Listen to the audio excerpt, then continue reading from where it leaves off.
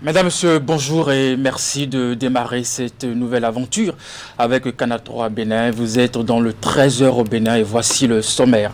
Mieux savoir sur la disparité des frais de scolarité au Bénin, on en parle dans le 13h au Bénin. Les frais de scolarité ne sont pas fixés de façon standard. C'est un constat qui saute à l'œil. Pourquoi cette disparité? Et mieux, comment sont fixés les frais de scolarité? Astuce pour prendre soin de son corps. Ici au Bénin, la tendance est de plus en plus à l'utilisation des produits naturels simples et la formule trouvée, l'argile extraite du lac Aïmé. Actualité pour finir à Dangbo, on ne perd pas le temps sur les questions de développement local. Le maire et ses collaborateurs ont pris 4 jours pour la tenue de la 3e session ordinaire. Mesdames, Messieurs, c'était le sommaire à nouveau. Bonjour, nous sommes en début d'une nouvelle année scolaire, période par excellence d'achat des fournitures aux apprenants, une lourde responsabilité des parents d'élèves qui nécessite des moyens. Avant d'acheter ces fournitures, les apprenants présentent une liste à leurs parents qui décident des fournitures à acheter en question. Pour en savoir plus, notre rédaction a interrogé les acteurs de l'éducation. Voici la réponse dans ce reportage signé Clément Adjadé et Henri Ganti. Voici un exemple type de liste de fournitures scolaires adressées aux parents d'élèves de cet établissement scolaire. En ce début de la rentrée des classes, le directeur de l'école veille au gré après avoir rendu public les matériels nécessaires à acheter par chaque apprenant en fonction de son niveau d'études. Mais pendant cette période, une question revient chaque année. Qui décide de la liste des fournitures en question? Nous sommes actuellement dans les approches par compétences et donc tout ce qui est manuel à utiliser, cahier d'activité et autres là, c'est le ministère qui les fixe, qui donne la liste et qui dit voilà tel manuel à utiliser dans tel cours. Et donc on ne peut pas dire que c'est sur un coup de tête qu'un chef d'établissement se lève pour donner la liste des fournitures. C'est le ministère qui envoie ces listes-là aux divers, c'est-à-dire d'abord dans les directions départementales, et ces directions-là nous envoient ça maintenant au niveau des établissements publics comme privés, et on les met en exécution. Malgré cet encadrement par les autorités publiques en charge de l'éducation, la pratique semble être éprouvée à cause de certaines réalités de l'école actuelle. Une réalité que les acteurs concernés tentent de justifier. Les établissements, c'est vrai, vous allez constater que les listes de fournitures varient d'une école à une autre. Il y a certaines données qui sont prises en compte par certains établissements qui font qu'ils ajoutent un certain nombre d'éléments à cette liste-là. Cela m'amène à dire qu'à Saint-Clair, nous n'allons pas au-delà des listes que le ministère nous envoie. Les parents doivent savoir quels sont les ouvrages qui sont au programme et qu'ils doivent acheter pour leurs enfants. Et préoccupant parce qu'il y a foison d'ouvrages, une panoplie d'ouvrages aux enfants, même quand ce sont des ouvrages. Face à cette pratique que déplore nombre de parents d'élèves, le secrétaire général de la COSI Bénin averti de la question propose une sensibilisation des acteurs pour éviter ce qu'il qualifie de dérive. Les chefs d'établissement à la recherche d'un enseignement de qualité restent campés sur leur position. Peut-être il faut revoir la façon dont, est-ce que c'est souvent pas connu de tout le monde. Et il faut que la DIPI, que le ministère rende très tôt, au moins un mois à l'avance, n'est-ce pas, la liste des fournitures, des manuels scolaires qui sont autorisés. Hier, par exemple, c'était que l'enseignant doit élaborer des modèles d'écriture à tous les enfants. Aujourd'hui, c'est un peu contraignant. Donc, un établissement, par exemple, peut décider d'élaborer un cahier d'écriture qu'il met, n'est-ce pas, à la disposition des parents d'élèves pour, n'est-ce pas, faciliter premièrement la tâche aux enfants, faciliter également la tâche à l'enseignant pour pouvoir bien aider ces enfants à mieux s'appliquer.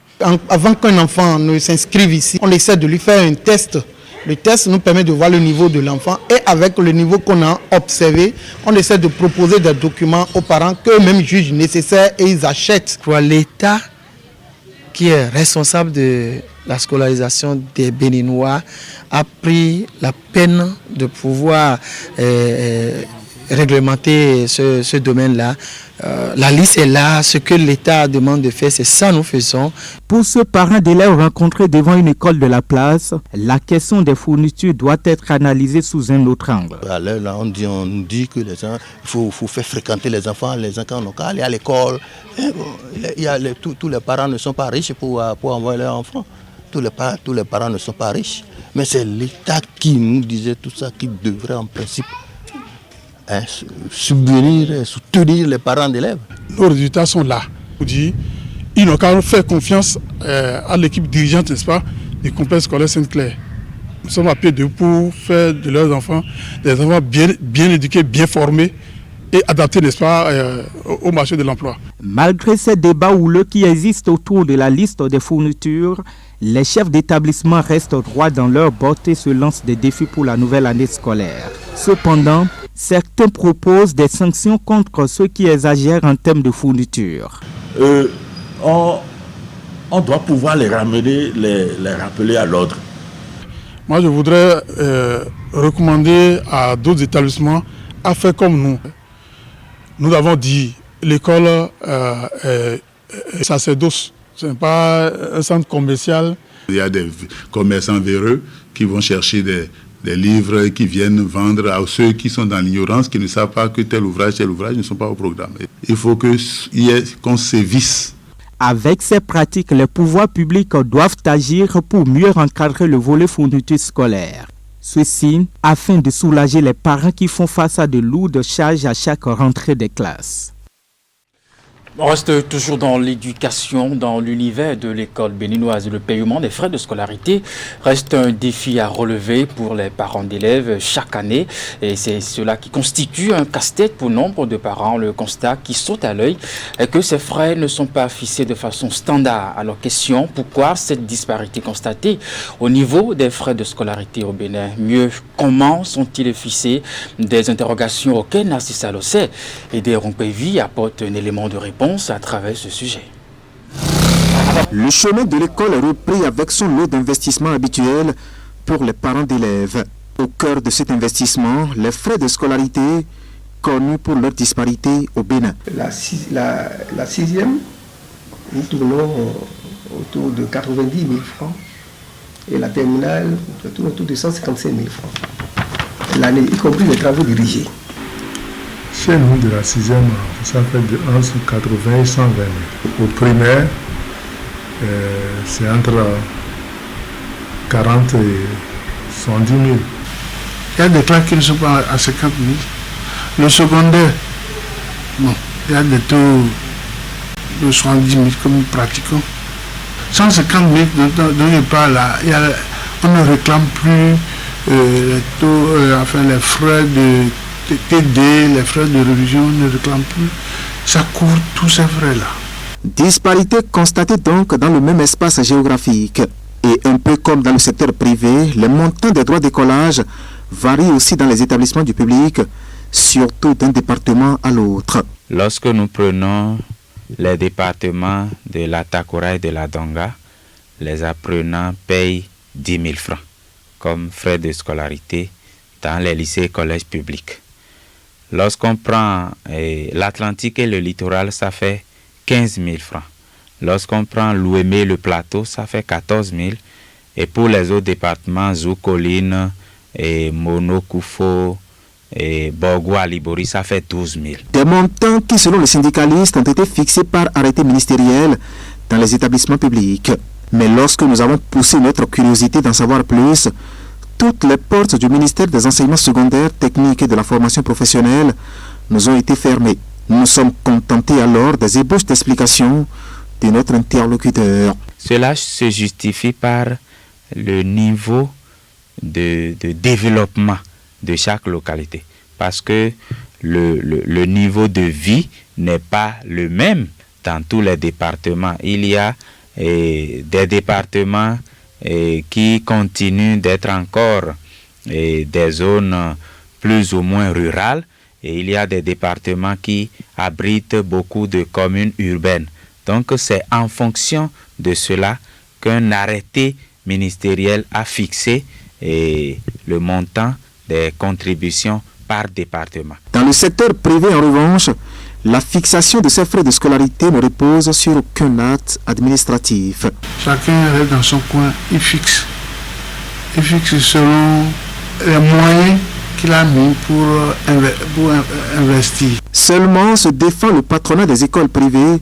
Cela se fait en fonction du contexte de chaque établissement. Il y a les écoles bilingues où les enfants font deux programmes.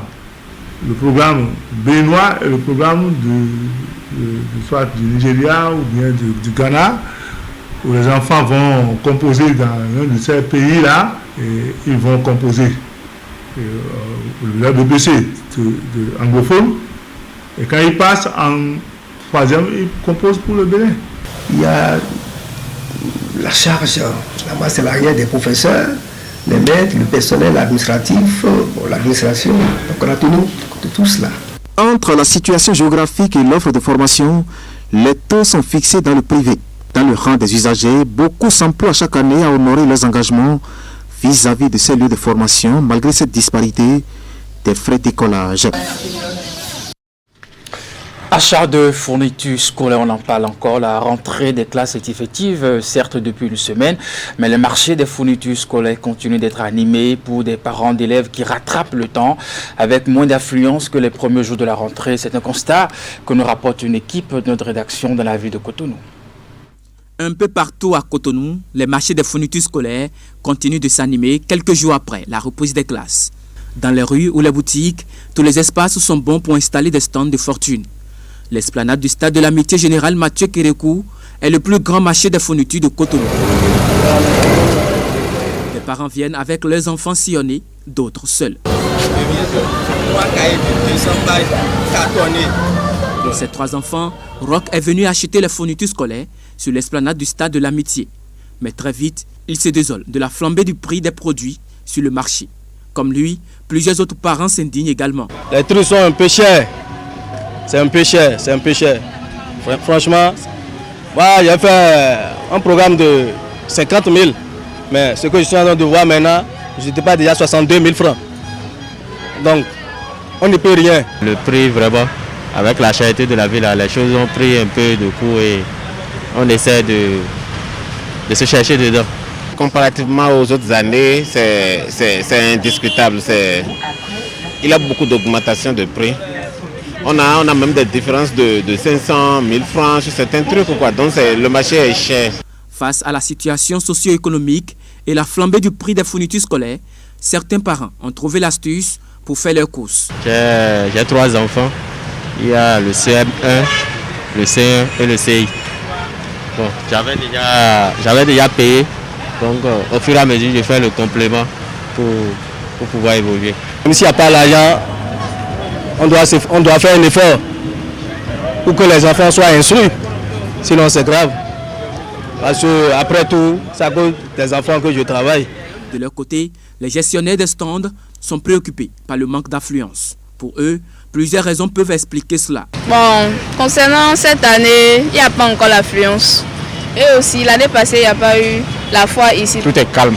C'est seulement dans les week-ends que les clients, dans les week-ends, comme tout le monde est au repos, à partir de 18h, 19h, il y a un peu d'affluence. Mais pour ce moment-ci, dans la journée, on ne fait que dormir.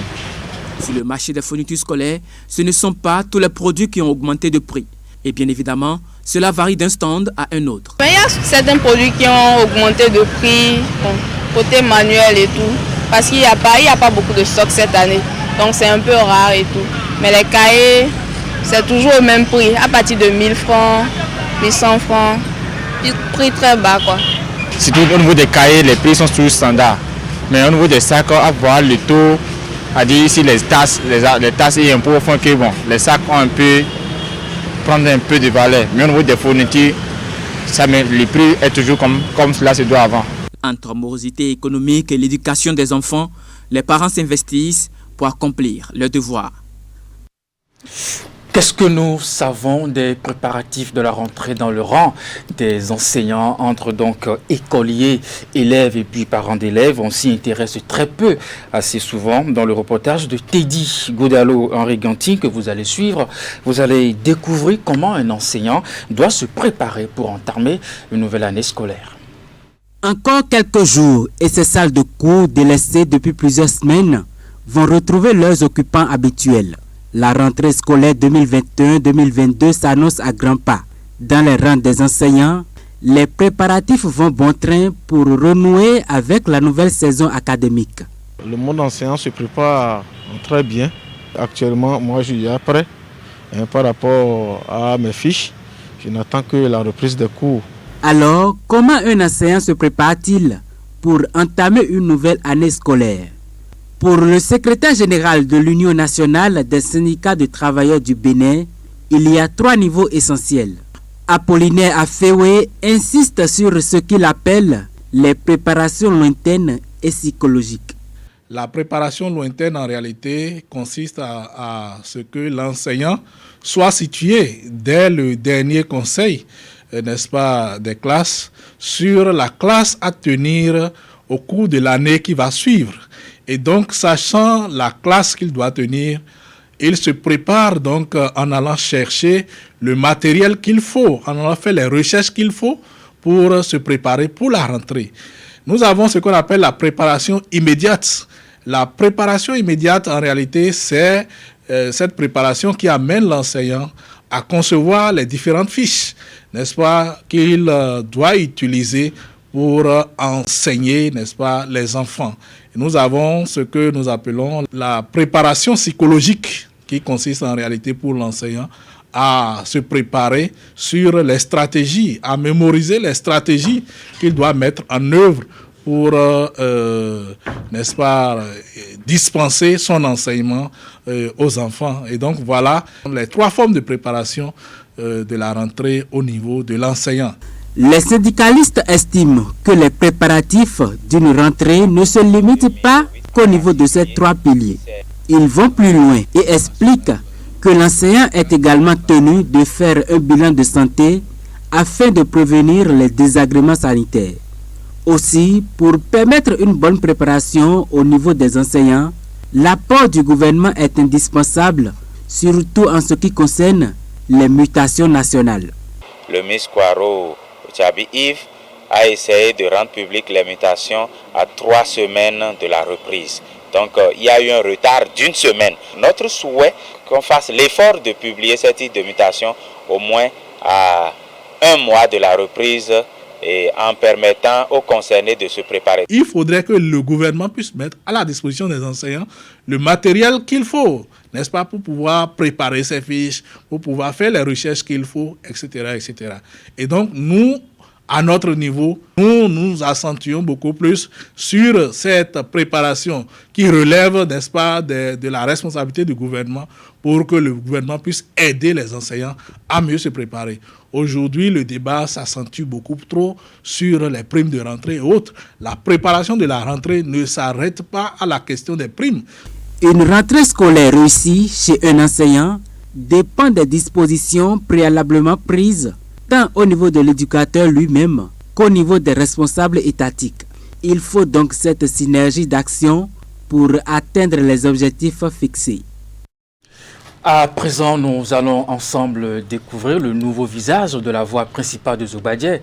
Nous sommes ici dans la commune d'Abomey-Calavi, autrefois dégradée et rendant difficile la circulation aux populations. Cette voie a connu une métamorphose. Désormais, les usagers et riverains de cette zone peuvent vaquer à leurs occupations le jour comme la nuit, en toute quiétude. C'est un constat de Ingrid Der, Melvin Aranzo et Moufi de Sagbouran.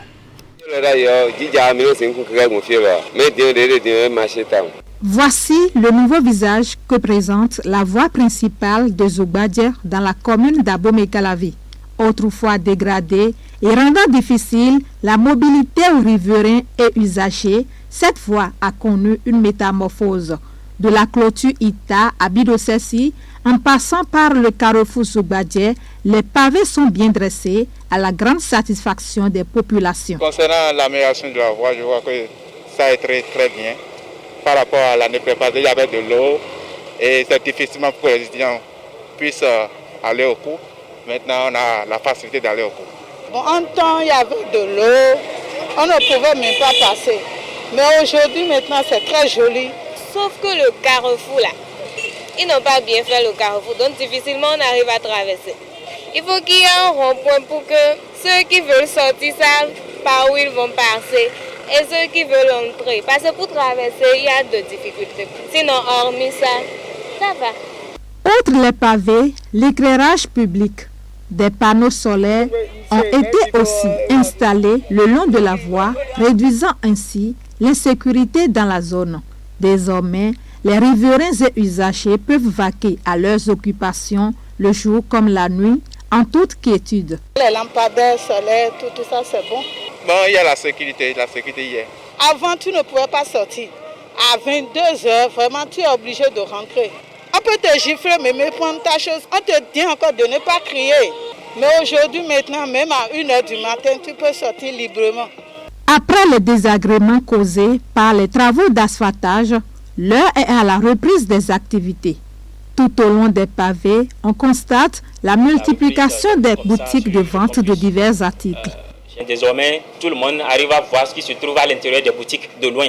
On vend plus qu'avant. Comme il y avait de l'eau, ça ne passait pas. Tout ce que le président fait, c'est bon, mais s'il peut toutefois relâcher un peu, c'est tout ce qu'on demande. Sinon, moi, des fois, je vends du pain à 50 francs pour les étudiants. Tout est cher, mais je n'ai pas le choix. Les impacts positifs du projet d'asphaltage sont bien visibles ici à Zogbadjer comme dans plusieurs quartiers d'Abomey-Calavi.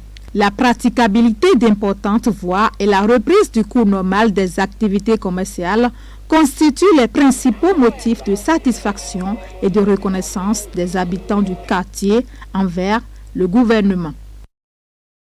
L'être humain est dans la quête permanente d'entretien de sa personne et ici, il prend soin de son corps en utilisant des produits de beauté. Ici au Bénin, la tendance est de plus en plus à l'utilisation donc de produits naturels et simples.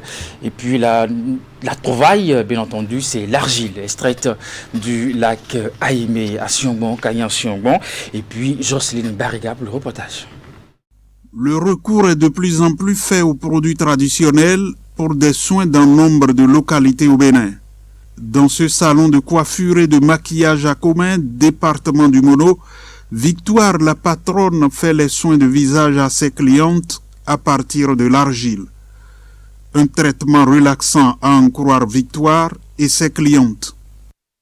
J'ai un nombre non négligeable de clientes auxquelles je propose le traitement qui les soulage. Je le fais 1-2 fois par semaine pour enlever les graisses du visage, les boutons un peu, pour rendre le visage propre en fait. C'est une méthode à moindre coût qu'elle applique régulièrement dans son salon de maquillage ici, ce qui lui draine beaucoup de clientes qui viennent pour sa thérapie. La plupart du temps, quand je traite une cliente avec l'argile, elle revient me donner ses appréciations et comment cela a pu l'aider. Et donc, elle en propose à d'autres qui passent pour le même traitement, au point où j'ai de nombreuses clientes qui passent et qui recherchent le même soulagement. Marie-Florence est une cliente habituée de ce salon de coiffure et de maquillage. Elle a adopté la méthode naturelle des soins de visage du fait de la sensation que cela donne et les effets, et aussi pour éviter les conséquences négatives de produits importés. À Dambo, à présent, le conseil communal ne perd pas du temps. Le maire et ses collaborateurs ont tenu pendant 4 jours la 3e session ordinaire. À l'ordre du jour, 10 points. On résume. Le conseil communal de Dambo a, comme attendu, tenu sa 3e session ordinaire. Au programme de cette session organisée du 22 au 27 septembre, plusieurs points. Le point de recouvrement de taxes et impôts du 15 juin au 16 septembre 2021 en comparaison avec celle des 2 dernières années sur la même période avec l'appui du RAI. Mise à disposition de 2 domaines pour l'électrification de l'arrondissement de Neké à l'Agence béninoise d'électrification rurale et de maîtrise d'énergie ABEM. Aussi a-t-il été examiné la demande de mise à disposition d'un domaine de 2 hectares au profit des sinistrés des inondations dans la commune. Les conseillers se sont penchés également sur l'étude de la mise à disposition d'un domaine de plus de 50 hectares pour la pisciculture. Après plusieurs jours de travaux qui prennent fin ce lundi, l'autorité communale exprime sa satisfaction. Je remercie tous les conseillers communaux ayant participé à cette session et qui ont apporté chacun comme il peut sa touche à la construction de la commune. À noter que la session a permis aussi l'examen d'une demande de mise à disposition d'un domaine de 5 à 10 hectares au profit de la Fondation Claudine Talon. Et pour finir cette édition de 13h au Bénin, Azelaï Hôtel de Cotonou a abrité ce week-end une réunion statutaire de Lion Club. Il s'agit des constituants de la zone 15 pour le Lions Club district K103 à 4 objectifs: évaluer les œuvres initiées au profit de la communauté durant ces 3 derniers mois. C'est une rencontre trimestrielle pour améliorer la qualité des services à travers des amendements et contributions. Tous les clubs de la zone 15 pour le Lions Club district K103 à 4 sont ici présents. C'est une réunion statutaire pour évaluer tous les 3 mois les œuvres accomplies par les différents clubs. Le but de cet exercice, c'est de stimuler tous les clubs de la zone afin qu'ils améliorent la qualité de leurs services désintéressés aux populations. Au cours de cette réunion, les différents projets accomplis et ceux en instance reçoivent les amendements et la contribution de l'assistance. C'est donc le lieu de faire le point des 3 mois écoulés. On peut retenir que globalement, les 3 premiers mois se sont bien passés et que les clubs sont sur la lancée parce que le gouverneur nous a donné des instructions, nous a recommandé un certain nombre de choses à faire pendant le mandat. Et nous voyons que les clubs sont sur la lancée. Et il y a des trucs à améliorer, nous essayons de les améliorer. Mais on voit que globalement, les choses se passent comme il se doit. Tout en se focalisant sur les 5 domaines essentiels d'action, le président de la zone 15 Lions Club du district K103 à 4 est fier de la tâche accomplie par les clubs. Ceci témoigne selon lui de leur détermination à redonner le sourire aux populations vulnérables à travers des services aimants et désintéressés. Mesdames, Messieurs, c'est la fin de cette édition. Merci de l'avoir suivi. Retrouvez à 19h30 Ulrich Garbar, mais avant, à 16h, votre bulletin d'information. À très bientôt.